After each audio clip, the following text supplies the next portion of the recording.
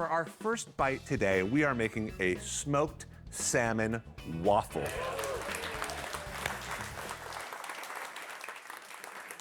I don't know about you guys, but I feel like waffles are just like the same thing over and over. It's kind of cool to think of like a savory waffle.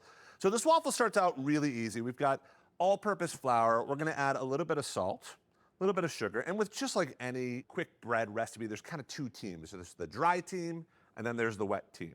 I'm gonna add a little bit of baking powder, give that a quick whisk. Really, really easy.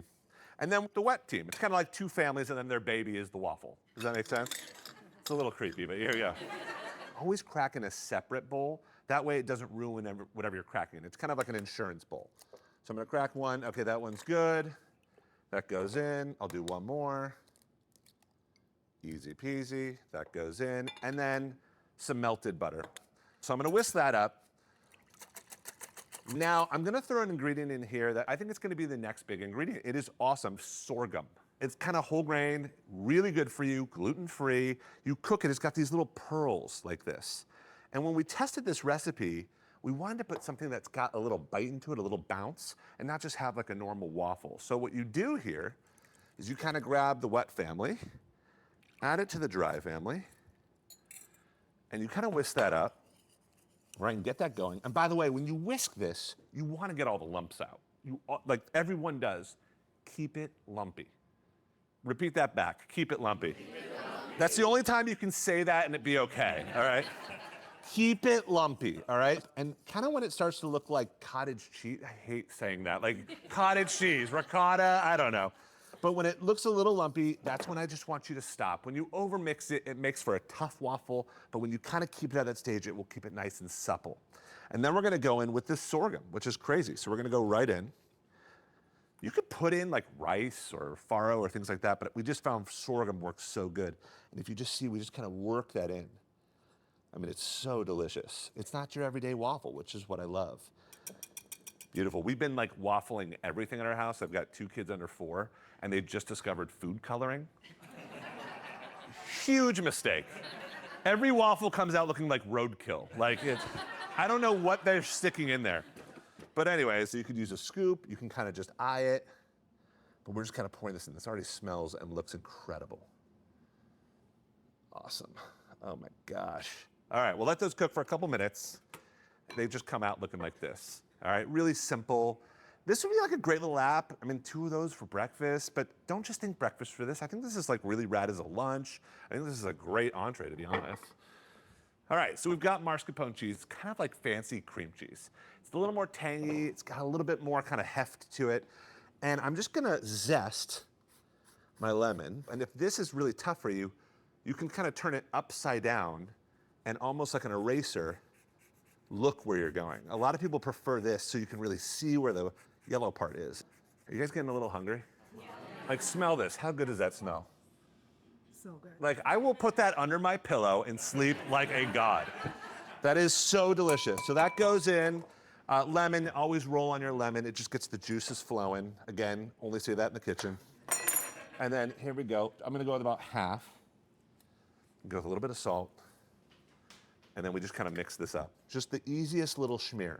It doesn't need to be herby. We're gonna add herbs later. This looks great. We've got these really different sorghum waffles. And those 2 are great, but this is all about the smoked salmon, right? This is all about the smoked salmon. And you really want good stuff. And we're in Seattle, so we only go to the best place in the world for smoked salmon. That's Pike Place Market and a place called Pure Food Fish. So this is Tyler. What's up, buddy? How you doing? Thank you for being here. Of course, thanks for having me. I see Tyler all the time. Tyler, you work at Pure Food. How long have you guys been around? Well, established over 100 years ago in 1911 by the current owner's great-grandfather, Jack Amen. Then went to his son, Saul, and now currently Carly and Isaac are 4th-generation owners. Over 100 years old. And like, you go there and it's just like cascades of seafood. I mean, your scallops are the size of my thighs. They're huge. Yeah. They're big, yeah. Where do you get this? Yeah. Where do you find this? I mean, honestly, we try to get everything as close to Seattle as possible, but you know, we're gonna get some stuff out of Alaska. We're pretty much the closest market to Alaska as well. but everything's mostly local and or Alaskan. And you're not the place where like you're hawking the fish. No. You We don't treat it like jewelry. We don't like to play with your food at your food place. Yeah. So, okay, so for the average person at home, if you're at the grocery store, you're picking out a piece of salmon, what are you looking for? The two main things I look for are going to be marbling and shininess, which will indicate fat content and freshness, respectively, there for them. Marbling, like in a steak? Exactly, yeah. The What? fat, yep. You can see the fat like in there? Oh, yeah. And that's how you know you have a really beautiful piece of salmon, amount of marble in it, yeah. I love that. All right, I got to get you one of these to shove in your face because you're going to Please love do. it. But Tyler, thank you, and thank you for everything that Pure Food does. You can check them out online. They're amazing. Thank you. This is the Pure Food smoked salmon. I mean, it's like sashimi. It's cured and then smoked at a really, really low temperature. Some people call it lox. So here's how I kind of do this. I grab a little bit of the shmear, and you kind of just want to get a little messy. Give it a shmear. Like don't sit there and try and cake it.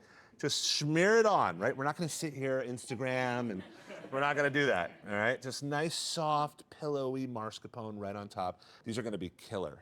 So then when you take the salmon, instead of just flopping it on there, this is important to kind of give it a little bit of lift, right? Like kind of tuck it into itself so it kind of comes up. And that's kind of a restaurant-y trick. It just, when food comes up at people who are eating it, it just looks more appetizing. So just kind of give it a little bit of lift. You don't have to get too over fancy about this. Oh, it's great. And then we've got some fresh herbs. We've got some dill. We've got some tarragon. We've got some chives, all the usual suspects. If you only have one of these, that's cool too. Mint would be really good.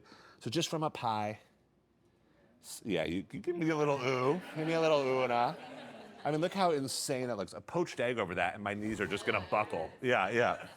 And then right over the top of this, I know this is like a total zinger, but grab like really high quality maple syrup. I know this seems like, what? Don't drown it like you would like, normal waffles, but just a little. Isn't that beautiful? I mean, I would faceplant into that, yeah.